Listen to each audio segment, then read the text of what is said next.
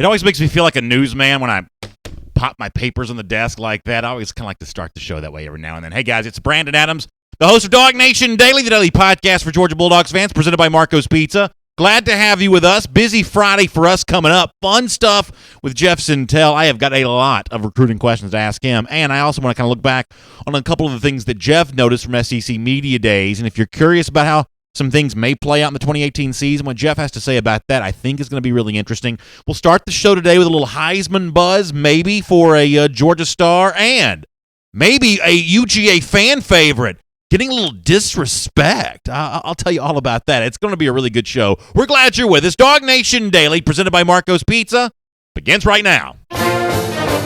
From DawgNation.com, this is DawgNation Daily, the daily podcast for Georgia Bulldogs fans, presented by Marco's Pizza. Here's your host, Brandon Adams. Every so often here on DawgNation Daily, presented by Marco's Pizza, it does occur to me that maybe I'm not talking about something as much as I should. You know, we obviously have a lot of time to talk about Georgia football, and over the course of an off season, you know, doing this an hour a day, every single day, you'd think we sort of hit every subject imaginable and as many times as it could be hit. But every now and then it does sort of pop up in my mind of, you know what, maybe I'm not quite giving enough attention to something. And believe it or not, it sort of occurred to me today, or really more like last night I was thinking about this, but taking it into this morning when I woke up as well, it sort of occurred to me that, you know what, I may not be talking enough about Georgia running back DeAndre Swift. And the reason why I think I'm probably guilty of overlooking Swift, and probably it's wrong to say I'm overlooking Swift, obviously I'm not. I know how much of a focal point he's going to be for the Georgia offense. I think in defense of me, though, when it comes to not talking enough about Swift, I think I have treated Swift as a bit of a given. You know he's going to be the starting running back. You know he's going to be probably very good. As I said, kind of a centerpiece of that Georgia offense. There's a lot of knowns when it comes to DeAndre Swift carrying the ball for Georgia this season, and I probably admittedly have been a bit more fascinated by the unique situation involving the other four running backs, two veterans, Elijah Holyfield, Brian Harrion, two guys that I both think can be very good, but haven't really had their chance yet at Georgia, haven't really gotten on the field to do the stuff that they believe they're capable of. Both those guys competing against two very good-looking hotshot freshmen, Zamir White, James Cook, two of the top five running backs in the country for the 2018 signing class. So I'm probably over-fascinated by the other four, and that has left me to sort of maybe ignore DeAndre Swift a bit too much. So today that changes. Today we give attention where it's due on the likely starting running back for UGA, the guy that's likely to get the first carry of the season for the Georgia Bulldogs, DeAndre Swift. And the reason why we do that is because with SEC Media Days concluding in downtown Atlanta this week, there was an interesting statement made by the SEC Network's own Greg McElroy, who, when they were doing that SEC Now show, which is like their version of Game Day, they were doing it from outside downtown Atlanta on Sunday. They had that like fan fest type thing going on at the Centennial Olympic Park. SEC Now was there. McElroy was talking about DeAndre Swift. Let me show you the quote on the screen here, or if you're listening, I'll read it to you, of McElroy actually doing his part to maybe tout DeAndre Swift for the Heisman. Here's what McElroy says. DeAndre Swift, because of the touches I expect him to get, look, I know Holyfield's there, and they'll probably use McCole Hardman, Zamir White. He's a highly touted freshman coming in, but he's coming off the ACL experience last fall. Greg McElroy then goes on to say, I think that DeAndre Swift is going to get the numbers and the touches to get a legitimate Heisman Trophy campaign. Now, before that on the TV broadcast, McElroy sort of also referenced the fact this is typically a quarterback's award. He says, if it's not a quarterback's award, I would look at a guy like DeAndre Swift this season, and Greg McElroy just gave you all those reasons why there from the SEC Network on Sunday. And I will admit that it's kind of interesting to see Swift and Heisman in the same sentence. I mean, after all, I don't think it's that big of a leap to say that a guy that was impressive to Kirby Smart in his first season at Georgia, now with an expanded role in his second season, could indeed be that kind of guy. I mean, I do expect Georgia to throw the ball a good bit more here in 2018, but not so much more that there aren't going to be plenty of carries to go around for a guy like DeAndre Swift. And when we sit here from the vantage point of the middle of July, knowing that Georgia practice for 2018 is getting ready to start in just really a couple of weeks now, it's probably also important to look back on the 2017 season and realize just how much confidence Smart seemed to have in Swift for the entirety of the year. You know, you had Chubb and Michelle that were going to get the most attention and probably get the most credit for the Georgia running game last season. But in the midst of all of that, Kirby Smart liked a lot of what he saw from DeAndre Swift. Let me go back to the week before the Notre Dame game as an example. Here is Swift getting ready to play at the time. It was just his second college game. And at the time, Kirby Smart already knew that Swift was a guy that he felt like he could depend on. Here's Kirby from September. Well, he's a talented player. He's very smart, very mature. He actually reminds me in demeanor of Andrew Thomas. Very businesslike. Both of them went to great academic institutions. Both of them won state championships in high school. They're very serious about their performance, and I think that's the kind of overriding factor that allows them to play early in their college careers, because they're very calm in the moment. That bumping and banging you hear is not me. That's Kirby Smart banging on his own podium. He has a tendency to do that a lot during his press conferences. That is him doing that there. So second week of the season, Kirby Smart was already impressed with the demeanor of DeAndre Swift. Not overwhelmed by the moment last year, but cool and comfortable and confident that he could step in and play. And by the way, that also began for Kirby when it comes to Swift before the season even started, because the following week, before Georgia got ready to play Samford, Kirby Smart said he knew back in camp, even when DeAndre was a little bit banged up, that this was a guy that they had a lot of plans to play in the 2017 season. Here is Kirby once again on DeAndre. He's a very mature kid. He picks it up the first time. He doesn't need 2 reps. He understands the game. He's got great instincts, great hands. I mean, you can put him in the slot. You can put him in the backfield. You can put him on kickoff coverage. You can do anything with the guy, and he kind of gets it. That's why when he was injured earlier in camp, we wanted to get him fixed. We knew he was going to be a player. He didn't need the reps. He needed to be healthy to play. And, of course, as the season progressed, DeAndre Swift progressed as well, and Kirby Smart's opinion of Swift evolved even more and more confident he became. Let's go later on in the year after the Missouri game, a dominant win for Georgia at home, and once again an opportunity for Kirby Smart to like what he saw in his freshman running back. DeAndre Swift continues to be a great change-up asset to our offense, catching the ball in the backfield, running the ball, and he's a hard worker. And I thought he did a better job tonight of picking up pressure on third down. So he catches the ball. He's obviously good running the football, and he's picking up blockers on third down. What's not to like about DeAndre Swift? And at this point in time, all of this conversation is fairly elementary. Yes, the starting running back for Georgia is likely a Heisman contender. It's probably not that big of a surprise that Greg McElroy from the SEC Network said as much on TV on Sunday, and obviously there were a lot of examples in which Kirby Smart sort of saw reasons to validate the hype that Swift had gotten coming out of high school in his freshman season of 2017. But where the conversation kind of gets interesting is with something else that Greg McElroy said about DeAndre Swift from the SEC Network. While all of this so far is sort of the typical praise you'd expect from a starting Georgia running back, what McElroy apparently quotes a unnamed Georgia staffer as saying is not necessarily the sort of typical praise. If you don't mind, I want to read you a little bit here. The website Saturday Down South quotes McElroy on TV on Sunday as saying this about DeAndre Swift. McElroy says, "I've met with some Georgia people before the Georgia Tech game, and someone on their staff said the best player on the team wore number 7. McElroy wanted some clarification on that, and the person then says, no, number 7, meaning DeAndre Swift, is the best player on this team. He can play anywhere," the Georgia staffer says. Receiver, running back, fullback, quarterback. He could even play on the defensive side of the ball. So that's an unnamed Georgia staffer being quoted by Greg McElroy on TV on Sunday.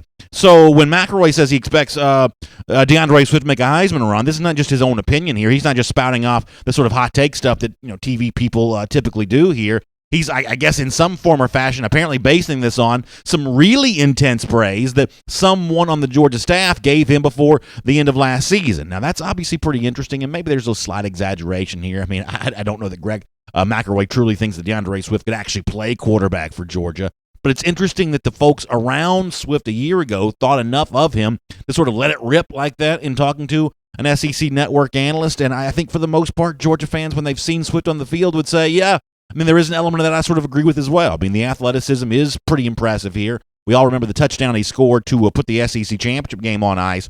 That was a really, really nice thing to think about, and potentially a foreshadowing for what could happen here in 2018. I mean, listen, for me, the bottom line on the entire discussion is, as I said off the top of the show, I probably have treated Swift too much as a given and maybe even taken him for granted too much, focusing in on the full depth that Georgia has here at running back. I'm obviously really excited to potentially see Zamir White. I am curious to find out how Elijah Holyfield does when he gets more opportunities to carry the football here in 2018. But McElroy on the SEC Network Sunday serves as a pretty good reminder that the best running back on this team is likely still DeAndre Swift, and he could be so good that he gets a lot of national attention here coming up this fall.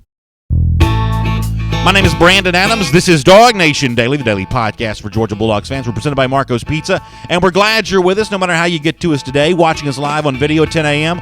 on the DawgNation Facebook, YouTube page, DawgNation Twitter feed. Good to have you with us there, live on video at 10, on the radio at noon, on Athens Sports Radio 960 The Ref, and in podcast form on Apple Podcasts, the Google Podcast player there as part of the Android devices, SoundCloud, the world-famous DawgNation.com, wherever you go for DawgNation Daily. Thanks for being with us, and thanks to Marco's Pizza for a couple of things here. First of all, for being nice enough to partner with us for DawgNation Daily each and every day, and thank you for giving us a great offer, because there's nothing I love more than pizza.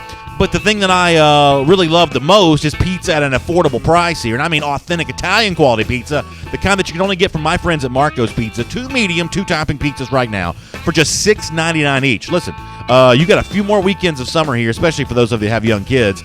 You got pool time. You got to play golf, all the stuff that you got to do this summer here. When you're on the go that quick, you want a great meal, and you want it at a great price. Marco's Pizza provides it every store, every day, the Italian way. Go to marcos.com. You can find out how you can take advantage of this offer. 2 medium, 2-topping pizzas for $6.99 each. Hello Primo, that's what we say around here with Marco's Pizza, and that offer makes it a whole lot easier to do that. We'll have Jeff Sentell here coming up in just a moment. So I start the show with a little conversation there about something that someone was saying, very complimentary of a Georgia player with the DeAndre Swift, the Georgia running back. How about a snub here for a moment? And maybe I'm reaching a bit on this, but I have to admit I'm a little aggravated by this, I guess. The Biletnikoff Award is the award at the end of the season for the nation's top wide receiver. They put out their watch list, and there are about 50 names on this list. There's a guy from Marshall. There's a guy from East Carolina, a guy from Wake Forest, Tulane, Louisiana Monroe. There's a Georgia State player on here, UMass player, Buffalo player. There are like 50 wide receivers on the, quote, watch list for the Biletnikoff Award. Let me tell you who's not on here for a moment. Georgia wide receiver Terry Godwin. Now, that doesn't prohibit him from winning the award. You don't have to be on the watch list to win the award. Everyone's eligible for the award. But doesn't it feel a little bit like a snub that Godwin's not even on the watch list?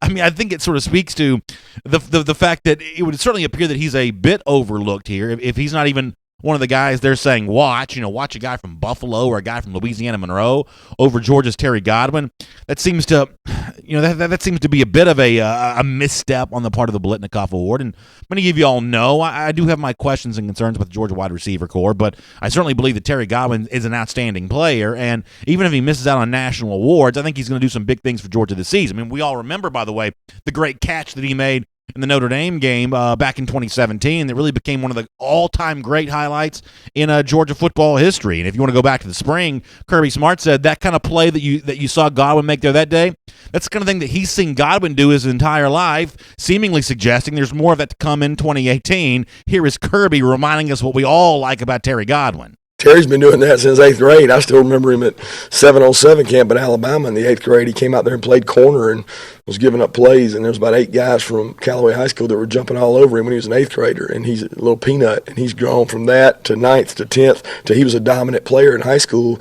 outside on the perimeter. When they threw the ball up, he makes plays on the ball. He has elite ball skills. I think he's working at a high level. He really pushes the unit and leads that unit with work ethic. That's really what we need. We need out of that group for him to do that, but he makes a lot of plays on the ball. Now, you hear Kirby Smart saying something nice about his receiver there. You may say, well, what else would Kirby Smart say? I mean, he's going to say good things about his players. It's important to remember, though, that there has been quite an evolution for Kirby Smart when it comes to Terry Godwin. The kind of effusive praise that Smart throws out right there, that hasn't always been the case when it comes to Terry Godwin's evaluation by Kirby Smart. I mean publicly, by the way. Kirby's publicly been tough on Terry Godwin before, going back years ago. In fact, if you want to go back to about this time a year ago, Smart admitted as much. That over the course of time, he's been pretty tough on Terry. Here is Kirby again. I'll be the first to tell you that, I was hard on Terry last year. Terry has grown up. Terry is competitive. He's had some of the best practices, I thought, in the scrimmage. Looking back, somebody had asked me who stood out. I didn't really think at the time until I watched the tape. Terry really played well in scrimmage as far as depth of routes, running routes, catching the ball, making plays, blocking people. And a lot of that was from outside. It wasn't just inside. So he can play inside, and he does great with it. but he's become more valuable to us outside. I mean value as far as vertical threat, just catching the ball. He's very consistent in what he does, and I mean he made a couple plays out there today that you start seeing the guy is really becoming the guy that we expect him to become. I love it when Kirby Smart's as candid as he is right there, when he gives us both the good this past spring and maybe the admittedly bad a year ago, talking about the ways in which Terry Godwin's grown as a player. That's really interesting insight that Kirby Smart's kind enough to give us from time to time on a guy like Terry Godwin. I think that's really interesting. And I think when you see Kirby Smart's opinion evolve over time for the better when it comes to Terry Godwin, I think it makes it all the more silly that Godwin doesn't show up on the Biletnikoff Award watch list. Obviously watch lists aren't a big deal, but that is certainly a case of Godwin possibly being overlooked to the detriment of the people who put the award together. All right, it's DawgNation Daily. Time now for our Kroger Click List checklist. This is the time on the show every single day, every single week when we check in on some of the things happening around DawgNation. And really, there's probably over the course of the next 48 hours or so, there's only one thing for you to kind of keep in mind here. The SEC Network coming up midnight on Monday as we show you the Kroger Click List checklist here.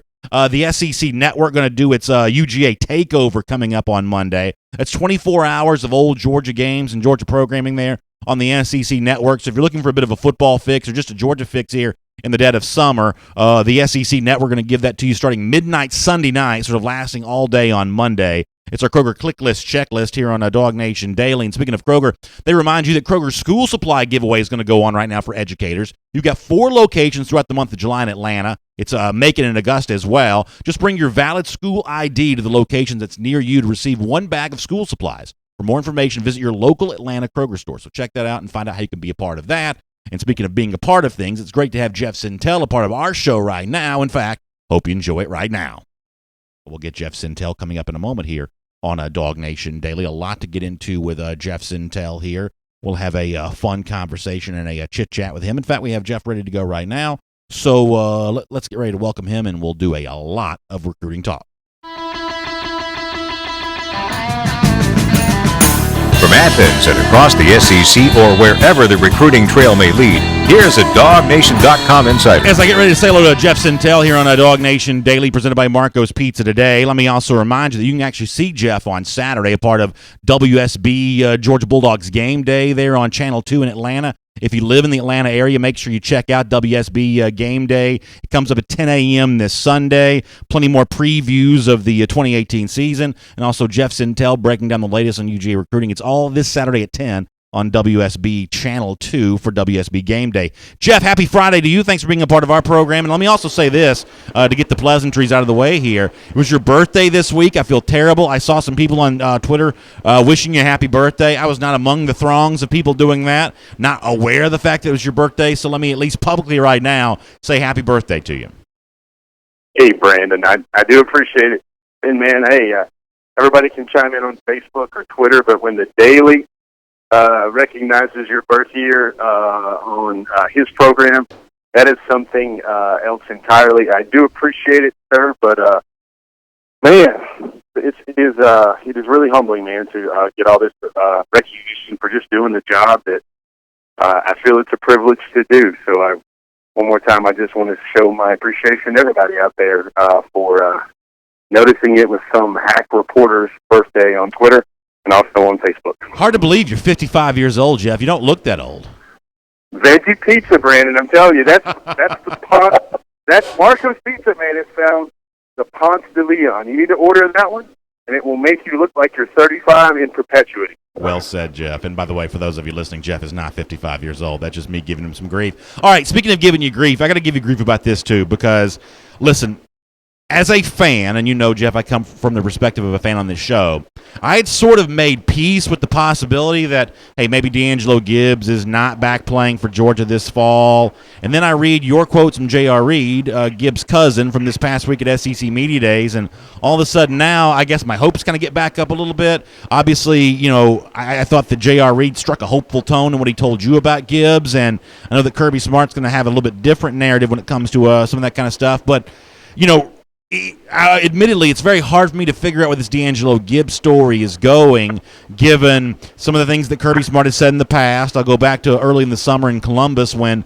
Smart, it seemed to insinuate he had a long way to go, to kind of the stuff that we're hearing as of late. What do you make of what JRE told you? Obviously, he's got a vested interest here, given the fact of his family connection to D'Angelo Gibbs. This is a little bit of a complicated story. What do you make about it at all?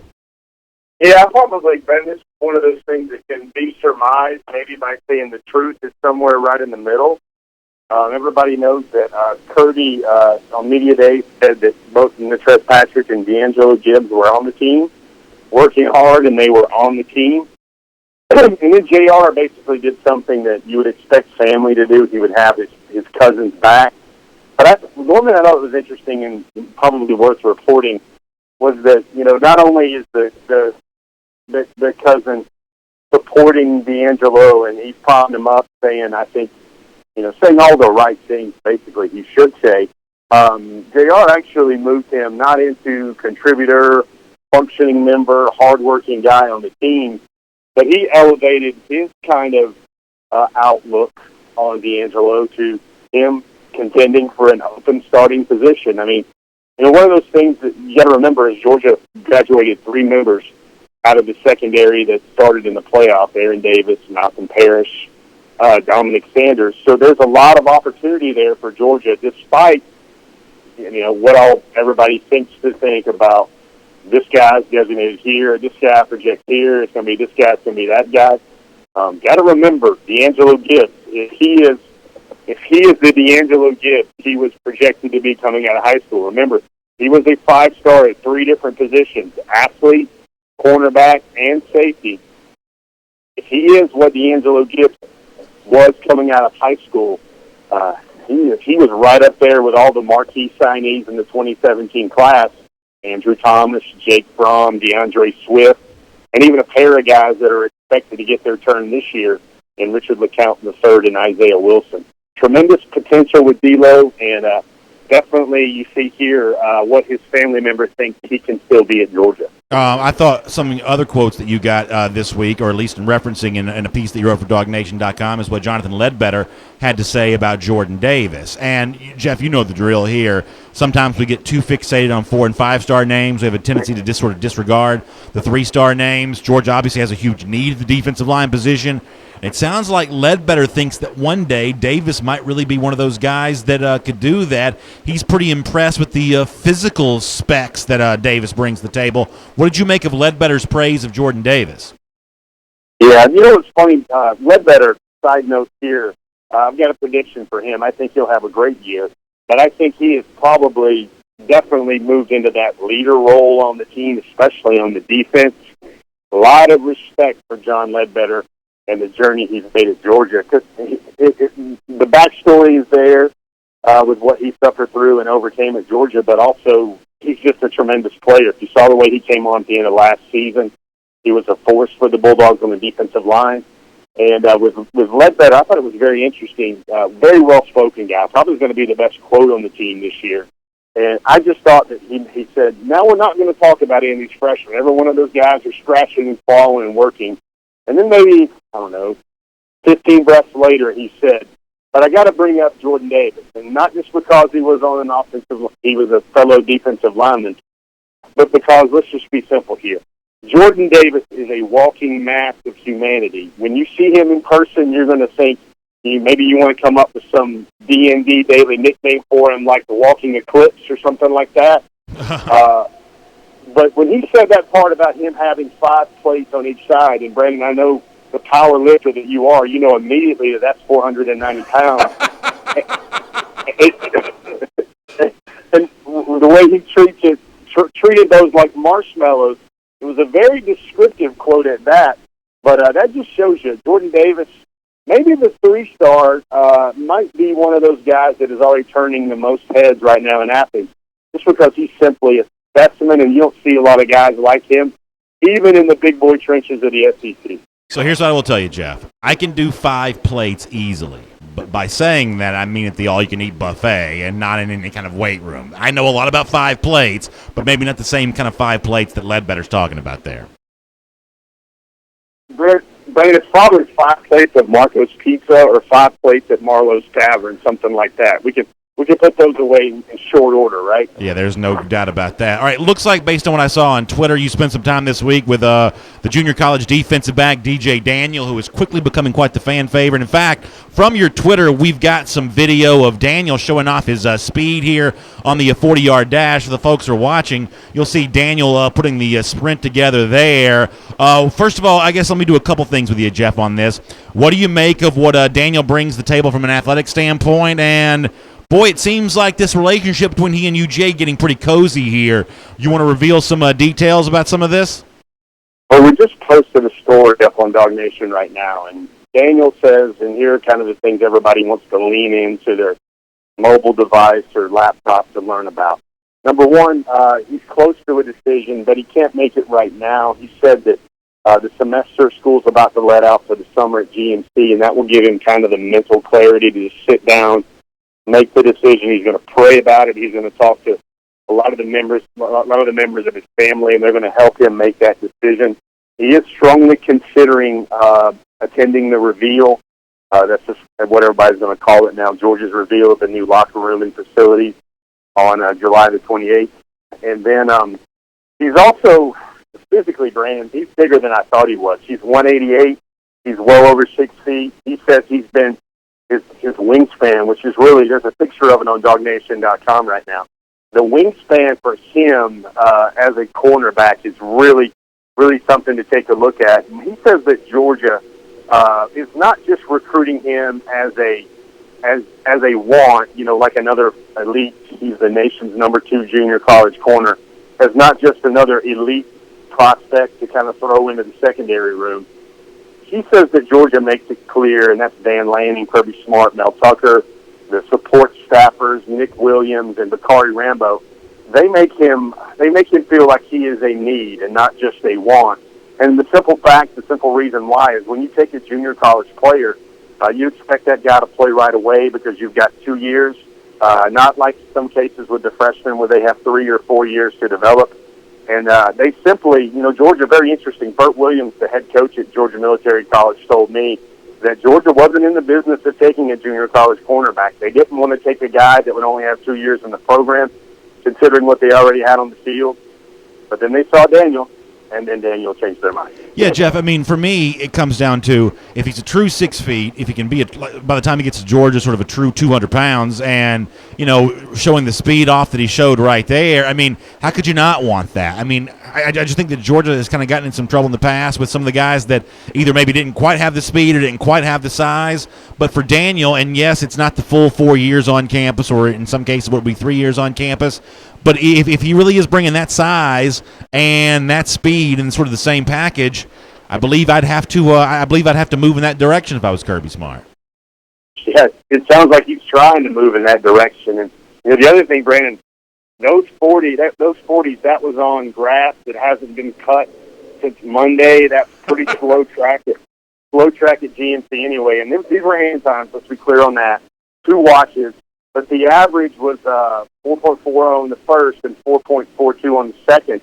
And it's really funny, on the second, you see him kind of lean into the line, and he didn't run through it. So, I mean, if that guy just got coached up a little bit more on the ending of his 40s, that one right there would have likely been a sub-4.4 in the 4.38 range, something like that, 4.38, 4.39 range. So the kid is pretty fast enough, and it's a junior college guy out of the metro area in Griffin. Spalding High School. Nick Davis does a very great job with that program, and it really sounds to me like, Brandon, it's Georgia, South Carolina, and Kentucky that are really in the mix there. And Kentucky's really in the mix for the reason a lot of people don't know, and that's his older brother, Niall Daniel, was a prospect in his own right. He was at one time committed to Kentucky before he went into the junior college ranks.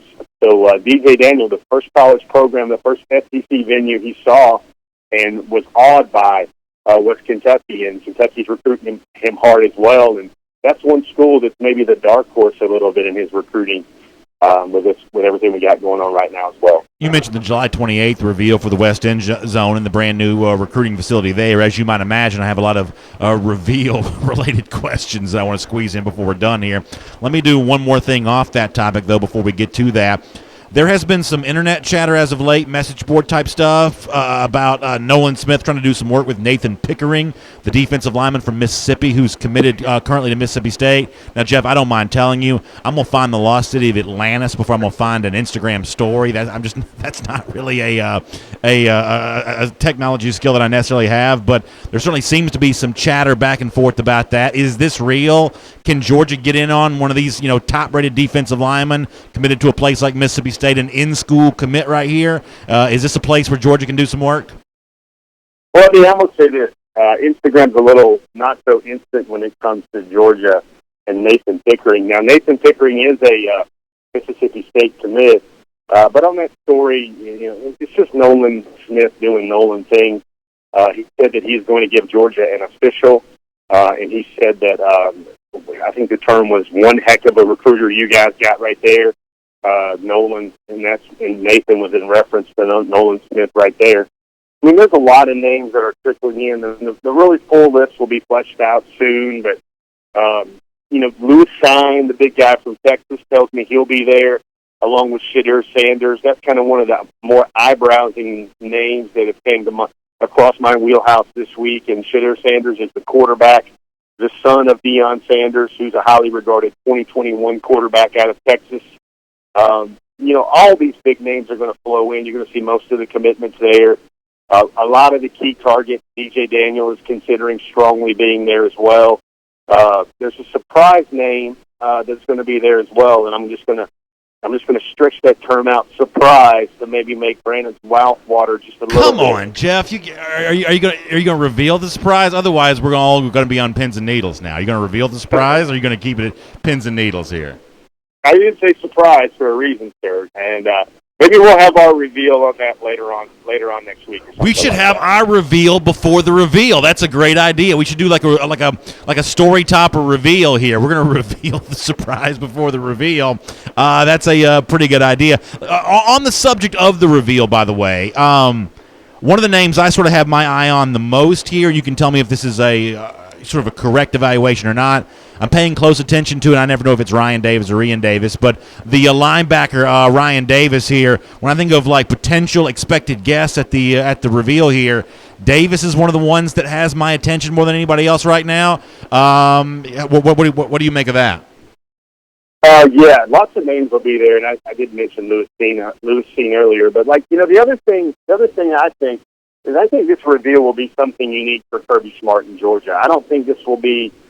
Dog nights are kind of extinct within this program, the way it recruits. I'm sure nobody's going to complain one bit about that. But as far as a grand event where bells and whistles and I think, commitments could happen, I think the likelihood of commitments happening around this reveal are a lot higher for me than what they were maybe in the summer, when those June official visits were happening. And traditionally, Georgia always picks up a couple of commitments in the middle of July anyway. I just think maybe some guys that were thinking about that earlier in the month might decide to make their decision right around the reveal. That could be very interesting. All right, I hate to do this. It's a Friday. I don't want to be negative, but I do have to at least point out one negative deal here. What is up with the reports out there, the suggestions out there that Jaden Hazelwood's not going to go to the reveal? I guess maybe Miami instead that particular weekend. Now, obviously, a trip to Coral Gables on somebody else's dime, assuming it is an official visit, it's a pretty good deal here. But I guess I'm a little disappointed to find out Hazelwood's not coming to this event that's been touted as sort of the place to be for the weekend. Or what do you make of Hazelwood not being in Athens on July 28th? Maybe the headline brand might be Hazelwood decides not to visit the locker room he will be in for 3 years at Georgia. Maybe that's the headline to think about right there with that one. For further details on the Hazelwood stuff, you can go to my Instagram story right now, Brandon.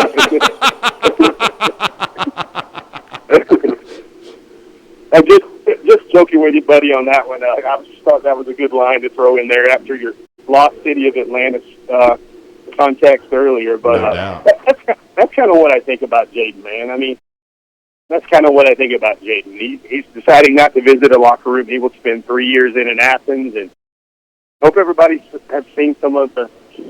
Seems like there's a there's a viral clip with Hazelwood every time he steps onto a practice field or does anything on his Instagram stories or Instagram feeds. And like I said this earlier around all that news with Demetrius Robertson coming to Georgia. Demetrius Robertson is a splendid, fantastic, special, likely future first-round receivers. But in my book, I think Jaden Hazelwood is going to be even more special than that. So I agree with you on that, obviously, and I've seen some of these highlights that have come out of him recently. He makes one-handed catches he makes them look so routine. It's beautiful video, all these highlight videos that pop up of him. I guess here's my only Hazelwood-related question. I don't have any doubts about what you said being true, that he's going to see that Georgia locker room plenty, so therefore, what's the point of being there when it opens for the very first time?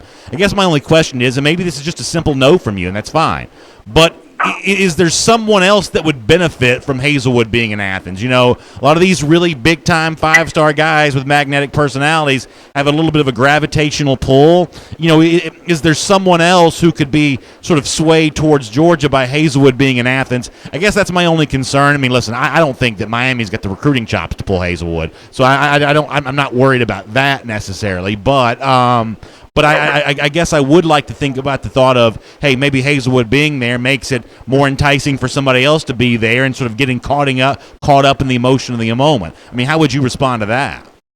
Well, I just don't think Jaden is that type of guy. I don't think that's the way he goes about his business, the way he is a recruiter. He's not Nolan, and Nolan is probably good enough for 3-5 stars.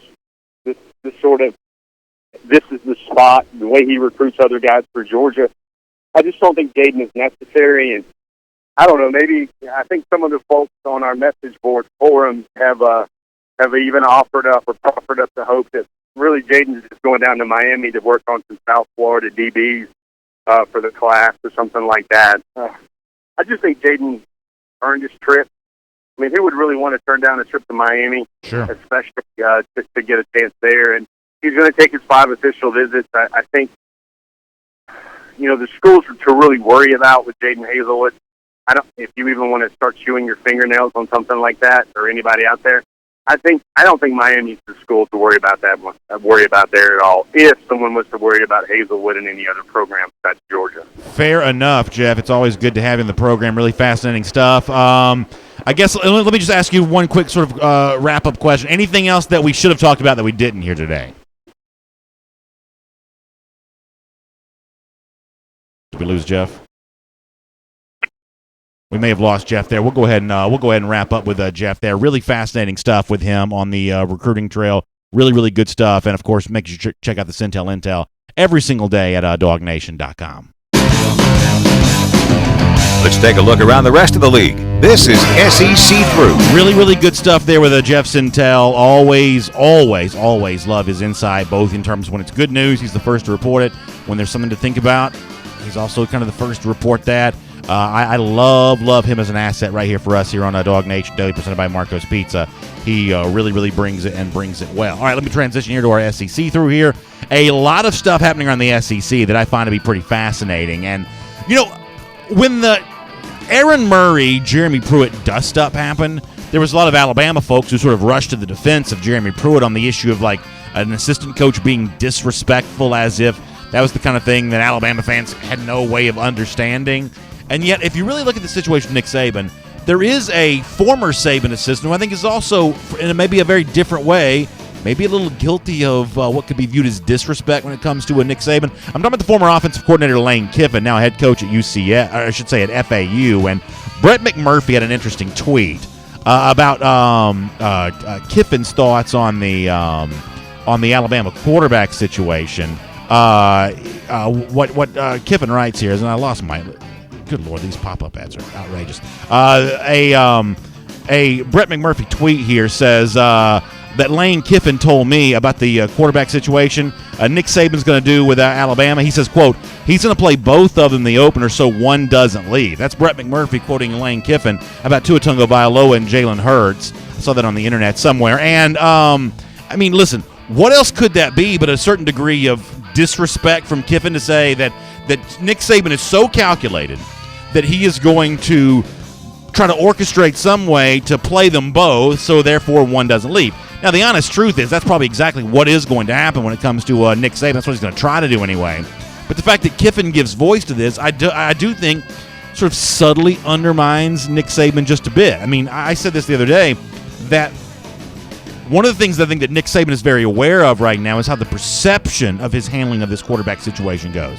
At this point in time, he may be less worried about Jalen Hurts than he is how people sort of view him treating Jalen Hurts. And he wants to be seen as the kind of guy that other quarterbacks want to come play for in the years to come here. And when Lane Kiffin says what he says to Brett McMurphy, and Lane Kiffin knows what he's doing here, he's just sort of planting that seed of doubt of, is Nick Saban a person that can be trusted? I mean, if anyone would know that, it's Lane Kiffin. He was right there with him, sort of learning from Saban on some of this kind of stuff.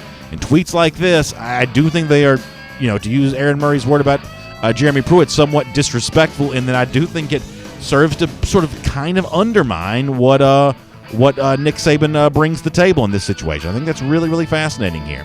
Another thing to mention here, Bud Elliott is a writer for Tomahawk Nation. It's SB Nation Florida State blog, and obviously the folks that read Tomahawk Nation are no fans of the Florida Gators, and so Bud Elliott threw a little red meat their way. I think Georgia fans are going to like this as well.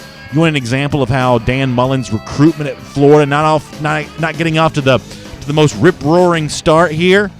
For the 2019 class, Bud Elliott reports that Florida's decommitments would actually rank higher than its current commitments would. Here are Florida's current commits, according to Bud Elliott. They've got 11. They've got no 5 stars, 4 4 stars, and 7 3 stars. That's a total of 37 stars for an average of 3.4 stars per player for Florida's 11 commits thus far. The decommits, though, that Dan Mullen has suffered, a 5-star, 5 4 stars, and 3 3 stars. The average ranking of those decommits is 3.8. So what Florida has lost from its program under Dan Mullen has sort of been greater than what it's gained in its program here so far. Sort of a statistical piece of evidence that points to the problems that Florida's having in recruiting right now. It's kind of interesting to hear. Now, maybe also not the most unbiased source, TomahawkNation.com, much like here DawgNation Daily. We revel in bad news for the Gators. Maybe the folks at Tomahawk Nation do too. But those numbers speak for themselves.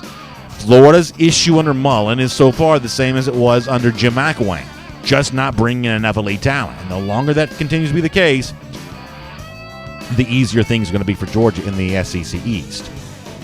Changing gears here, this is quite fascinating. The writer's name is from the Chattanooga Free Press. It is a columnist there by the name of Jay Greason. He's a writer for the Chattanooga Free Press. And what he lets us know in a recent column is whispers already about some discord between Jeremy Pruitt and athletic director Philip Fulmer. I predicted this many times that it would happen. I don't know that the Greason column here in the Chattanooga Times Free Press indicates this for sure, but what he writes is certainly interesting. He says, there are whispers out of Knoxville that the hard-charging Jeremy Pruitt and new athletic director Philip Fulmer are not exactly seeing eye to eye, as both feel their way in the new roles. Maybe growing pains, he says, are to be expected. So a writer in Chattanooga hearing whispers about Pruitt and Fulmer already not getting along with each other, I can't confirm nor deny that, but it won't surprise me if that eventually does happen here. Going back to what Aaron Murray questioned Pruitt on earlier in the week, does he have the demeanor? Can he be the CEO-style head coach? And it's also probably fair to ask as a Pruitt defender here, can he actually be the CEO with a guy like Philip Fulmer who maybe has a bit of an affection for the spotlight and control and power himself? I think this is an unusual dynamic in Tennessee, and it is certainly one to watch coming up. Let me squeeze in one more story here. I saw where it was interesting that Jarrett Stidham at SEC Media Days this week talked about the fact that when he left Baylor, that he actually wanted to go to Texas A&M, at least a little bit. The quote here from Stidham, this is the Houston Chronicle that has it, honestly, I probably recruited myself to Texas A&M a little bit harder than they recruited me. Didn't talk to Kevin Sumlin very much, but I talked to Noel Mazzoni a bit more. If that ends up being an indication that A&M wasn't that interested in Jarrett Stidham, I think that ends up being a huge mistake. I think that Stidham, for those SEC West teams that have to face him week in and week out, and for Georgia that plays him in November, I think that's a pretty tough battle here this season still. Y'all know that a year ago I thought that Stidham was going to come in and make an impact for Auburn. Didn't happen as much at the very beginning of the season, but by the second sort of two-thirds of the year, Stidham became a really good quarterback, and I think that's true once again in 2018 as well. And for now, we will make that your SEC through. And here on DawgNation Daily, presented by Marco's Pizza, I told you a little earlier as part of our Kroger ClickList checklist that going down, starting on Sunday night at midnight, heading all throughout the next 24 hours, it's an SEC network takeover by Georgia. They've done this every year now for a few years. All the SEC teams get their day, and they show some of the old football games, old sporting events, and it's just sort of a time to sort of catch up on some cool old stuff. Some of those SEC network documentaries that feature Georgia, they're shown as well. And so today for our Dog Day Q&A, and I'm going to try to take a lot of questions and comments on this, both here during our podcast and then when the video show comes to an end. What is an old Georgia game that you'd like to see? Whether it be an old football game involving Herschel Walker, or whether it be, for me, it's some of the non-football stuff that I'm sort of curious about. I'd love to hear from you about some old UGA games that you either enjoy watching when they are on, which you get to see more of. That'll be a fun subject today for our Dog Day Q&A. We'll take a lot of comments on that.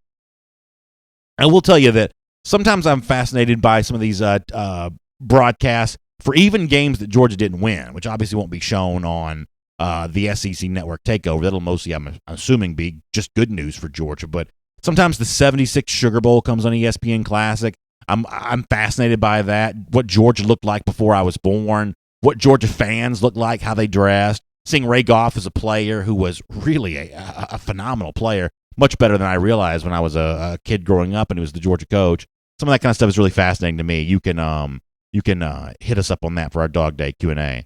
Matt Rukavina says we're going to be rewatching he says I'm rewatching the Rose Bowl right now. BA. Matt says we've been live tweeting it here. That's kind of cool. Matt says rewatching the Rose Bowl. I do think that's one of those things that, on any list of games that Georgia fans go back and rewatch over and over again, if the 1980 Georgia-Florida game was that before, I would imagine that the Rose Bowl is now that more so than anything else. It's just sort of a confluence of too many perfect events.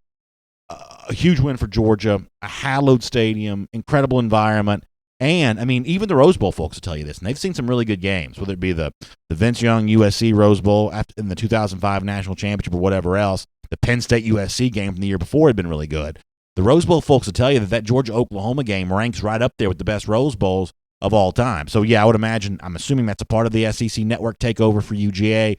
And I would imagine for a lot of Georgia fans, that's about as good as it gets when it comes to the rewatch there. Let me also pull up the YouTube comments. We'll get a couple of those here as well. James Crump referencing the 1980 Georgia-Tennessee game.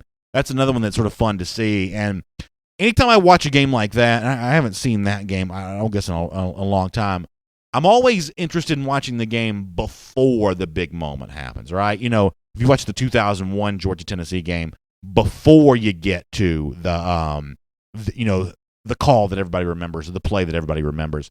I'm sort of fascinated by that, some of that kind of stuff, from the perspective of history, us knowing what they didn't know yet back then. I always think that's really, really interesting.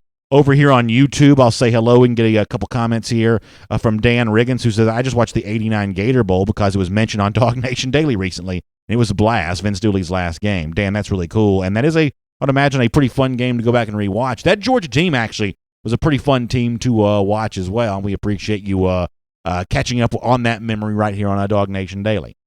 All right, we will take a lot more of your comments on this subject as the video show rolls on here in just a moment. Before that, though, let me get ready to wrap up our regular broadcast, both for our radio and our podcast audience, with the way we always do. Our Gatorade Countdown, we mentioned 1980, Georgia-Florida, before, one of the great memories that Georgia fans have in that series. We think more memories will be added to that list coming up this fall, 99 days from right now. We're now double digits away from the cocktail party. That's kind of a cool thing to think about. Georgia goes back to Florida, wins again in Jacksonville. It's our Gatorade Countdown. We do that every day right here on DawgNation Daily, presented by Marco's Pizza. I will also say that one of the things I'm looking forward to this weekend is watching a little British Open. Some of y'all like golf, some of you don't. Kevin Kisner off to a great start yesterday, the round one leader. I'm doing this show like 10 a.m. Friday morning. I haven't seen how he's performed so far in round two, but I love following Kisner, the other former dogs there in the British Open, and just the rest of the golf in general. So y'all watch that. We'll see you Monday right here on DawgNation Daily. And on video, we'll look forward to getting your comments. You want to weigh in on anything from today's show or the stuff you like to rewatch, we'll kind of do all of that. James Crump says he still has the he still has the Rose Bowl recorded. Yeah, I've still got that recorded. If you get a chance to go back and rewatch the Georgia Notre Dame game from this past season, that's also a really good one to go back and rewatch because of Mike Tirico's call of that game was really, really good. I've rewatched that game now a few times, and when you rewatch a game over, you kind of just pick up on nuances that you don't sort of catch up on in the moment. NBC did such a good job at that broadcast. Some of the video stuff they used was fantastic. Obviously, South Bend was a really pretty backdrop for the game. Tirico's call was really good. They did a great job with that. Alvin Todd says the new season of Last Chance U starts on Netflix today. Alvin, thanks for the heads up on that. Appreciate that. Jeff Hensley says he likes to see Fromm picking apart that Oklahoma defense, answering all the comers. Yeah, no doubt about that. Michael Morrow gives us a good one here. He says, I'd like to see the blackout game against in Athens against Auburn from 2007, #Soldier Boy. Yeah, Michael, now y'all know I also have said that when Georgia beats Auburn again this year in Athens, they've got to crank Soldier Boy once again. And, as sort of a response to Auburn, who played it last year, and a response to Georgia, who had played it in 2007. I guess it took Auburn a full decade to get revenge on that. Maybe last year they thought they did that. I guess Georgia gets the last laugh in the SEC championship. But this year, nonetheless, you got to play the Soldier Boy again. And thinking back to that first blackout game in 2007, it is a really good memory for me. Matthew Dill says, do you know who the Dogs had in attendance in the event they won this year at the ESPYs? So, Matthew, what did Georgia win at the ESPYs? I guess I wasn't aware. Weren't they up for Game of the Year, but they didn't win Game of the Year, right? Rose Bowl didn't win. Some soccer game won, didn't it? Maybe I'm wrong about this. Let me know, Matthew. I don't believe – I'm not aware of what Georgia may have won at the ESPYs. I thought they were up for Game of the Year, and I didn't think they won. I apologize for not knowing that. Billy Cloud says he likes to look back on that 2001 Tennessee game with David Green throwing to Veron Haynes. Yeah, boy, I love that one. Brandon Ferris says that Georgia didn't win anything at the ESPYs, but they were up for Game of the Year, right? I mean, listen, I don't want to get into a soccer thing here, but, it would have to be one heck of a soccer game to be better than the Rose Bowl. That's all I'm saying. It'd have to be one heck of a soccer game. Or hockey. U.S. women's hockey, excuse me.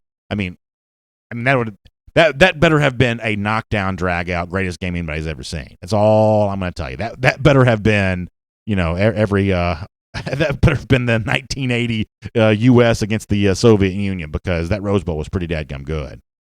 Let me get a comment here from Daniel Holtz, who says, hello, BA from Wellstar Hand Surgery in Marietta. Love your show. Listen and watch every day on Facebook. Well, Daniel, if you're the one who's getting the hand surgery, I don't know if you're the physician performing the surgery or the patient about to receive it. Either way, thank you for being a part of our show. Best of luck to you. Stay in good health. And we really appreciate you watching the show right here on Facebook, Daniel. That's a really cool thing.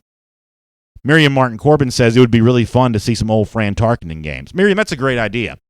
The game that my dad always told me about was, and I guess he was, I may get this wrong, but I believe that he was a Boy Scout, program seller, some sort of volunteer concession stand program, something, for the 1959 game in which Georgia beat Auburn. Now, I'm not going to pretend to know this. Was the 1959 game even on television? Now, a lot of UGA historians will tell you that's one of the great games in the sort of first few decades of Sanford Stadium history. That Georgia-Auburn 1959 game, a great early era Georgia team. The 59 game, one of the signature moments there. Do we have any video? You know who would know this? Our friends over at the UGA Vault. I've talked to them a little bit this week. We need to find out from them if there's any video of the 59 Georgia-Auburn game.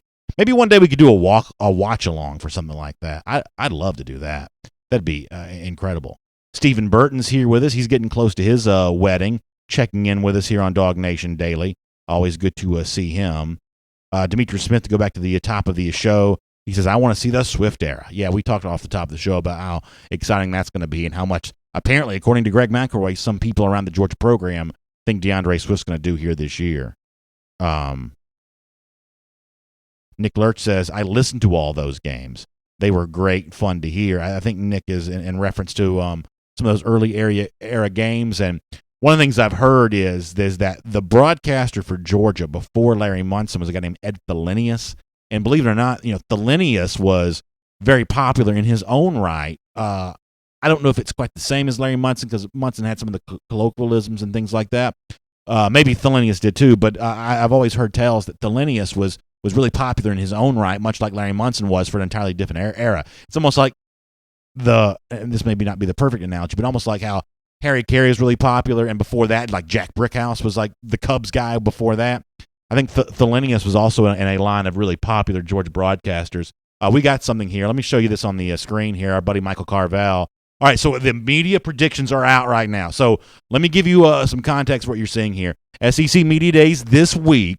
The votes are in. This is the expected order of finish for the SEC here this season. Georgia gets 271 first-place votes. South Carolina gets 8. Florida gets 4. Kentucky gets 1. Tennessee gets 1. I'll have whatever they're having, whoever voted for Kentucky and Tennessee. But so Georgia gets 271. Carolina gets 8. Florida gets 4. I mean, that's got to be – and some of y'all may know the history of this better than I do. Some of the reporters in the room with me right now may know this better than I do. That's got to be pretty close to as lopsided as you've seen a media vote, I'm guessing. I mean, nobody's ever unanimous, I don't think. That's got to be pretty close. Casey Cochran said, Tennessee got a first-place vote. You got to understand, there are 1,000 media members at this thing. This is not necessarily SEC Media Days, the most august body of, like, journalistic minds. I mean, obviously, some of the people there, take themselves pretty seriously, but not everybody there is necessarily, Maggie Haberman, if you get my drift. So somebody's going to vote for just about anybody. You see the SEC East votes there. Georgia getting 271, South Carolina getting 8, Florida getting 4, Kentucky getting 1, Tennessee getting 1. I'd be very curious to find out the historical significance of this. Is this because Georgia's been favored in the East, obviously, a lot. Is this the biggest that Georgia's ever been favored? Is this the most that anyone's ever been favored? Because if you want to go back to some of, like, the really good teams in recent SEC East history, like the Florida teams of, like, Florida 2008 wins the national championship, but Georgia starts off the year as the preseason number 1. I mean, fact of the matter is, Florida may not have even, been the favorite in the East that year. Georgia and South Carolina were both sort of good at the same time in, like, the 2010, 2011, 2012. I'm wondering, has the East ever seen as big a favorite as it's seeing right now? I'll admit I don't know, but that's a pretty interesting question. It'll also be kind of interesting to compare this to Alabama in the West, where admittedly there's a much tougher foe in Auburn and maybe even LSU, Texas A&M, teams like that. So that'll be kind of an interesting comparison. My guess is that in the next few minutes you'll be able to read all of these votes for the preseason team and for the order of finish at DawgNation.com. Something tells me you'll be able to see that there. Nick Lurch says, talking about a game he and Kiba Weir. Kiba Weir says the Tennessee voter got paid to vote them number 1. I would hope I got something for voting the Vols number 1 right now. Steven Salter says he'd like to go back and see the Nick Chubb game against Clemson with running with his helmet off. That's kind of a cool thing to think about. I am late, but let me go over here to the YouTube section for a moment. DSGB27 says, forget Tennessee getting a first place vote. How did Kentucky get a first place vote? That's probably a fair question to ask as well. Willie McGuire referenced the Hobnail boot game. That's really cool. Travis Nunley says the historical significance of Georgia is they're 14 idiots that know nothing. And yeah, but the issue here is you can't ever get unanimous opinion on anything.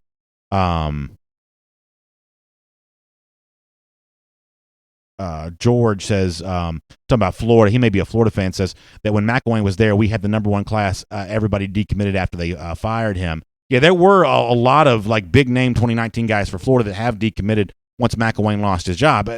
There's also, I think, just fairly stating, a strong likelihood that McElwain would not have been able to hold on to these guys anyway. I mean, McElwain finished outside the top 20, back in 2015. I don't think he ever had a top 10 in class. And, here's one of the things, and I made this point a lot, with Florida fans on SEC Country Live, that, part of the reason why we do the Gator Hater Countdown here on DawgNation Daily was not just because, as a fan, I hate Florida, but it's also because as an observer of football, I have sort of a begrudging respect for Florida.